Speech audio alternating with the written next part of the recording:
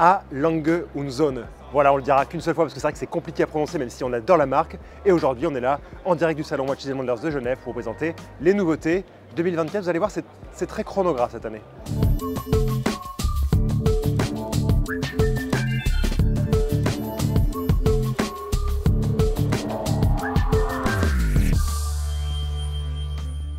Souvenez-vous, en 1994, la marque, après une longue période de trou, présente sa première et nouvelle collection. En 1999, vous avez le premier chronographe A Lange und Söhne qui est présenté, qui n'est autre que le datographe. Donc 1999, retenez bien cette date.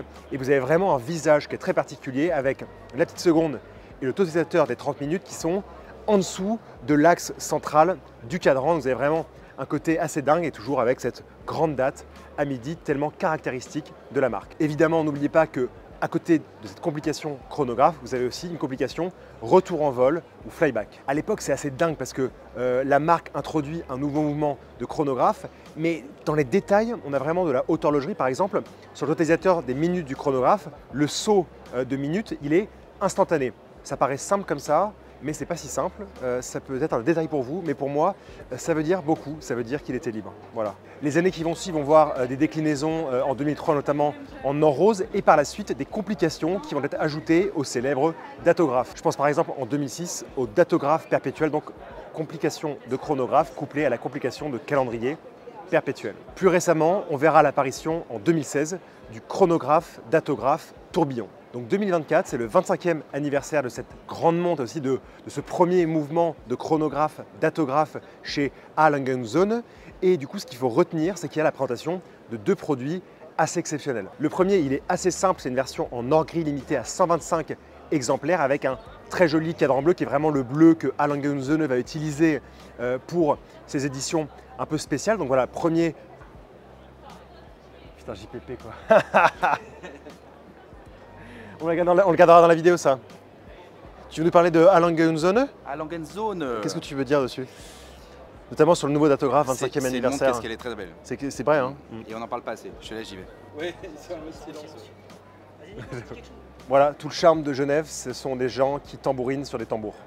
Voilà, merci. Et Grégory Blumenfeld, quand même. Le premier, c'est une édition limitée à 125 exemplaires en or gris 18 carats, une version up and down avec à 6 heures l'affichage de la réserve de marche. Cette édition limitée, elle présente un très joli cadran bleu qui est caractéristique du bleu utilisé chez A Lange und Söhne lorsqu'il présente des éditions un peu spéciales comme ce datographe. La deuxième nouveauté, c'est la présentation du datographe perpétuel tourbillon Onegold Lumen. Je sais, le nom, il est vraiment en rallonge, mais vous avez tout dans le titre. Au moins, c'est clair. Donc si on a tout dans le titre, on a le datographe, donc la version chronographe, vous savez, de 1999 dont je vous parlais un instant.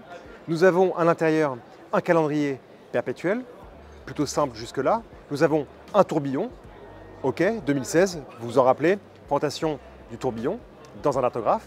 Et vous avez la version Lumen, c'est-à-dire que vous avez des éléments du cadran qui sont luminescents, en particulier tout ce qui va être compteur du chronographe, mais aussi tout ce qui va être lié au calendrier perpétuel. Et tout ça, c'est rendu possible grâce à un cadran transparent qui laisse passer la lumière et donc se recharger la matière luminescente, simple comme bonjour. Un modèle assez exclusif, vous l'aurez compris, limité à 50 exemplaires.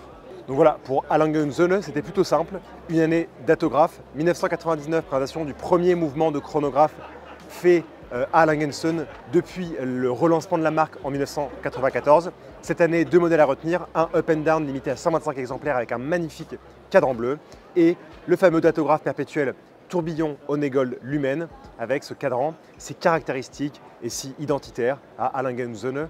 On se retrouve très prochainement pour une nouvelle vidéo et n'oubliez pas de nous suivre sur YouTube et sur Instagram. Merci.